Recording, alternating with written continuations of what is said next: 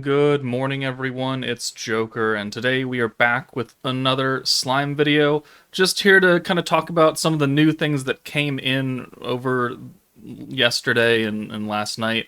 First off, we did get the White Day quest, so we've got a whole number of quests that each stage is dedicated to a different character. There's a mission to clear it with that said character, so clear it with Rimuru, clear it with Veldora, clear it with Gabiru. And then there's just the traditional, like, beat it X amount of times. And you can get some chocolates, which give you extra Bond XP for the guys. And also, it gives you these chocolate medals that you can take into the event shop, and you can spend them here. A lot of this is farmable stuff, but there are 4 tickets that are a 10% EX rate. So, I mean, those are obviously the most important things to purchase. So I would at least, at bare minimum, get enough medals to buy these 4 tickets. Everything else, again, like, is cool, but you can pretty much farm this and Magicules and gold. Maybe not these and these, but they're still not as important as 5-star tickets, right? So at least do this enough to get the 4 tickets out of here to make it worth your while. And then alongside that, we also got Predation Quest, which I'll do a video for that tomorrow because it's not that big of a deal. But we also got this update notice. Also, there's a bait banner. I guess I should talk about that. Please don't summon on this bait banner. I know it's guaranteed EX character, but 1, 2, 3 of these featured up front are just not super great. Exalted Champion Rimuru and VOC Rimuru, who just got his skill fusion, which I guess we can also talk about. I mean, he's fine. Like, he's good. He's the only skill fusion that came with this batch, and then Prosper Rimuru got his EX upgrade. But this VOC Rimuru's skill fusion changes his rainbow convert from once to twice, and that it also gives him a 20% gauge increase instead of 10. So you could use the rainbow skill twice, it gives you a little bit extra gauge, that's cool, it doesn't harm him at all, it just makes the skill better, so I mean, I am going to skill fuse that. But still, don't summon on that banner. Wait for the 3.5 anniversary. Now that that's out of the way, let's talk about this update notice. It's got a few things in here. So, added feature to change the secret skill type for attribute unbound enhancement characters, and then adjustments to some activation timings for healing reckoning. So, let me try and get an example of this. Hold on.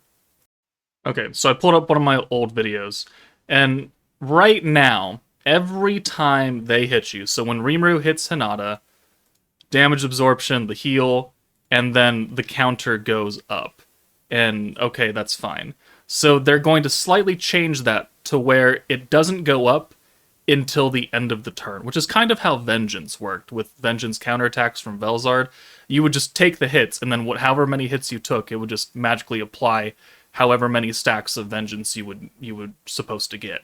And that's what they're going to start doing here. So instead of it just being added every single time you get hit, it's just going to be if you get hit with Hinata 5 times, then at the end of turn 2, you will magically have 10 extra stacks. It's not going to do it after every single hit, which should save a little bit of time. I don't know how much time it's going to save, because it didn't really look like it took that long. And resolution of currently ongoing issues. This is also going to be damage absorption, because also in that clip, when you take poison damage, it doesn't actually heal you at all, even though you're getting damage. So, do we have poison on here? No, we don't. Okay, but anyways, if you've noticed that in some of the higher stages where they do poison you, every time you heal, you're supposed to take damage, and poison damage, when you have that regen thing, is a heal, but it doesn't actually apply reckoning stacks. I feel like that's also going to be fixed in this little batch right here, so that means that you should have been getting more reckoning stacks than what you already are getting, and just make fights go a lot better. But then let's talk about this attribute unbound secret skill change. You can change the secret skill type for attribute unbound characters. In order to change the type, you must raise the ult to at least level 7. It will require Magicules. However, changes can be made without Magicules the first time only. You can change the secret skill type not only for characters that will be newly available for enhancement in the future, but also characters that have already been attribute unbound. So, after reading through this and kind of gathering my thoughts, this applies to old characters. Older characters. So characters who already have an attack or support ult, like Freerin or whatever, they're not changing. No. It's going to be the characters who could be upgraded. So old 5-star characters like Carrion, like Mirren, like the Hero, like Summer Millum or New Year's Rimuru.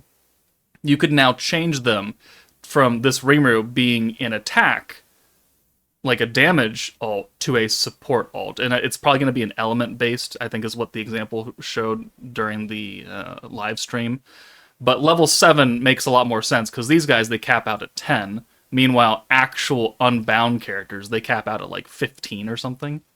Yeah, so newly unbound. That is not EXU. They are already unbound to begin with. So this is only going to apply to the older characters who progressively get upgraded, like Fount of Wisdom Rimuru, or Furry Shuna, or some of these other 5 stars down here. Shinsha, Yuki. The OG Fire Shizu was the example they showed during the live stream. It's not going to be the brand new characters. But it does mean that you can change some of these to where, maybe I want more space attack and I don't want the hero to be the nuker. Well, you can simply just switch her ult to a support ult. So instead of doing 300% AoE this and then EX, so 600%, she would do 150 and then she'd give space characters an extra 30% weakness strike or something. I don't know, something like that. But it only applies, again, to the older characters, not the already unbound. So like Yuki, this Rimuru, Divine General Diablo, I would love for him to be able to do that. It's not going to happen. He is already attribute unbound. He is not an upgrade feature. It's just he exists. This Shinsha is an upgraded unit once you hit attribute upgrade, which I can't get to until I hit 120 with her. So that's the other cap, is that attribute unbound enhancement at level 120. I can't do that with some of these characters. Like Yuki down here, I can't do that. He's EX, but he's not unbound enhanced because he's not level 120 and I haven't fed shards into him. So it's still going to be a relatively long time until you can do these support alts for a lot of different characters because the investment required is going to be quite hefty, especially for EX units that are being upgraded. You know, EX shards are not super easy to come by. The old 5-star shards certainly are more common, but like, are you really going to spend the resources on them? Like, these characters are going to live right here. I'm not upgrading them. But it is nice that they're giving us options, and as you get more dupes and you pull more things, you can make them useful, and you could make them not the damage, but you could make them supporting even more so than what maybe they already are. So that is my take on this. Is it a good thing? Yes, I like having options. If you can make a character do DPS, then cool, make them do DPS. But if you don't want them to and you want them to support because they're a dedicated support unit and they're not meant to do damage, well, I mean, let's make them support harder then. Okay, fine. But at least I have the option. Like, again, I would love to have the option for Divine General Diablo to do big-time damage with his big-time synergy buff, but he can't. That's unfortunate. If I could choose, I would make him do damage sometimes, but it's not quite going to work that way. So I do appreciate this whole thing. The time speed up thing, fine, whatever. I didn't really have a problem with that. The poison thing obviously is a big problem. And then this change for the alt is, I think, good. It's a step in the right direction. It's not exactly what I want, but does show that they are working on making it work a little better, I guess. But that's just it for the update. We shouldn't really get a new banner until probably this update hits, or the day after, so probably we'll get a content preview in this date range the next few days about the final character and Jubilee and all that. But yeah, don't summon on the bait banner. Do the White Day stuff to get the 4 5-star tickets out of the shop. And we'll wait and see what the process truly looks like and the costs for everything for upgrading our characters to support ults in the next couple of days. But otherwise, that's it from me, guys. Take it easy, and I'll see you all later.